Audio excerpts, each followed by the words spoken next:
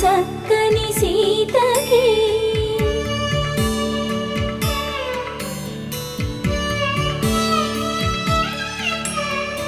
ఎర్ర జాబిలి చేయి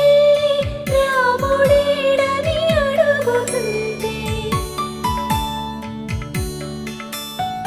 చూడలేదని పెదవి చెప్పే చెప్పలేమని కనులు చెప్పే నల్ల పూసైన